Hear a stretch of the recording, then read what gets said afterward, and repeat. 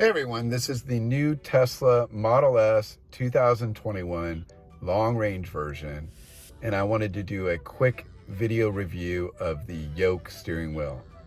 So you guys can see this directly on the camera right now, but I've got to tell you, before I received this car, I was really doubtful if I would like the steering wheel.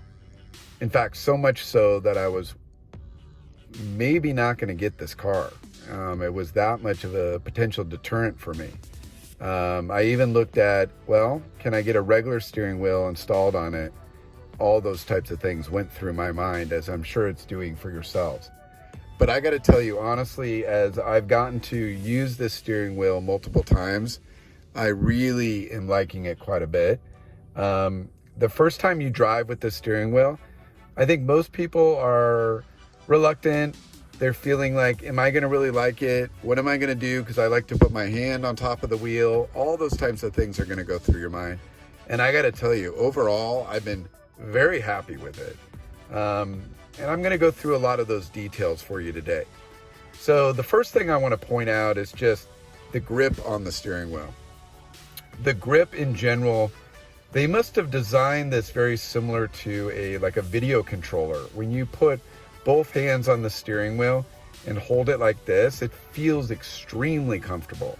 Your hands feel very relaxed. You can do things like that. You also can rest your arm on the armrest on the left side over here while you're holding the wheel. You can put your arm on the bottom of the wheel while you're driving. And I can do that also with my right arm as well when I'm driving as well, or I can put both hands on each side of the steering wheel. So the comfort level is great. No complaints there at all. Actually really like it quite a bit. Now, as far as the buttons and all the components on there, those are really nice and frankly have really grown on me significantly. So let's go through those. First off, on the left side here, you're gonna see the turn signal right away. And there's a lot of really cool controls around this. So one is, you do get haptic feedback, so you can feel it when I click it. And if you just barely tap it, you're going to be able to go in between lanes really fast. If I actually push it, it's going to keep that blinker on for as long as the button is pushed. And then I can press it again, it's going to unpress it. But that quick little hold is really nice if you're just quickly going into another lane or quickly turning. So in fact, I love the button for turn signals, and removing the stocks on the car keep it extremely clean. So I'm a big fan of that. The next button really controls the volume. It will mute the stereo, or you can listen to the stereo or turn the volume up and down. Also really helpful just by pressing it. You can see it'll turn the music on. I can also pull it up or down to get my main volume controls. You can see in the dash there, as I turn it up or down, you'll be able to see the volume go up. So really easily adjustable there. The next one is turning on your high beams. So I can do that, and it will, you can just press it. It's gonna turn them on shortly. If you're driving, you can actually have those on for a constant time. And Tesla has an amazing technology that will automatically turn them off when there's a car in front of you, and it will turn them back on as soon as the car goes away. So that's a great thing. A lot of cars have tried that technology. Some of them work well, some of them don't work well. I think Tesla integrated it with the autopilot cameras. This is just a guess. If you happen to know, please let me know. But having that fully integrated there, and it works extremely well. I get no complaints. I get no highlight flashes or anything. So it's something that works really well in my opinion. Moving across the steering wheel, we of course have our airbag here. There's actually no horn here. It's just an airbag cover. It's got a kind of a rubber kind of texture to it. Really nice. On the right side here, we have our horn. So you can simply press that and it will actually hit the horn.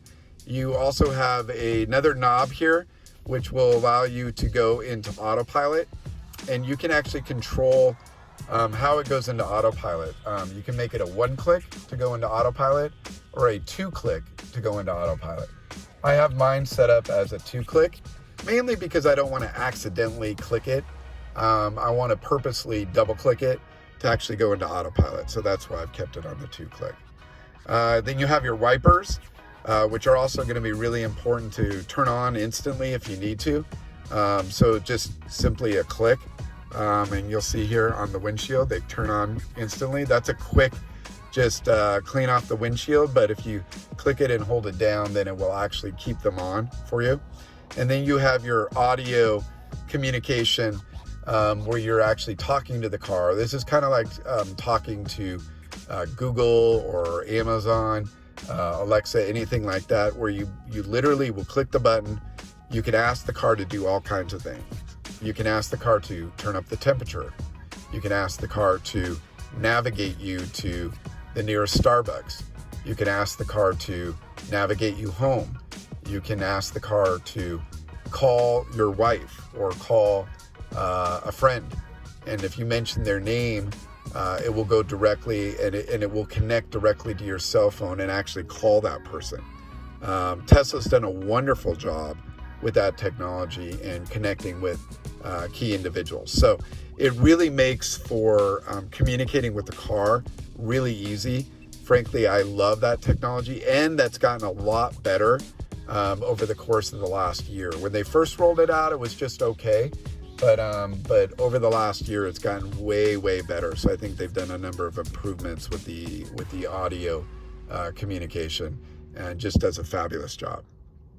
So one other thing I kind of want to show you how the steering works. I'm going to go ahead and put my foot on drive, and then I'm going to go ahead or the brake, and then I'm going to go ahead and put it forward, and we're going to drive a little bit with the steering wheel here so you can see how I react with it. So first off, I'm going to drive one-handed so you guys can see how easy this is, but you can see that turning, pretty easy to turn.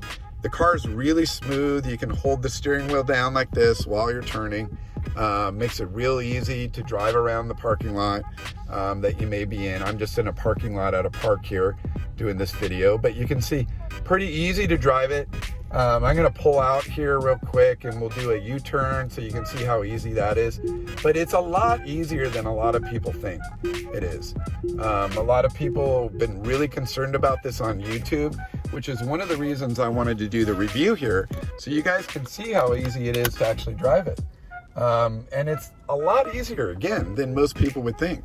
So let's go ahead and pull out of here, and I'm going to just go down the road here, but you can see one-handed driving is pretty easy to do. One of the great things about not having the top of the steering wheel here is that you can see the front dash. Amazing.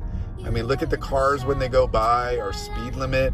You can see all kinds of real-time communication with the real-time autopilot.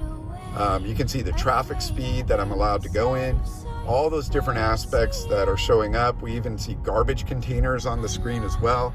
Hopefully you're able to see all these components. So it's really intuitive here. Now I'm going to go ahead and do a U-turn here. Let me just turn on my blinker because there is a car in front of me. So I'm going to go ahead and do a U-turn here, but you can see how easy it is. I got it turned all the way now. But real easy to do a U-turn. And skeptic before I got the car, but now that I've had it for a little while, I like it a lot, and I'm probably going to recommend it to a lot of people. It's a lot better than you will think it is, and I think once you start driving your car, once you order one and receive it, you're going to think the same way. Let me know in the comments how you feel about it. Please subscribe.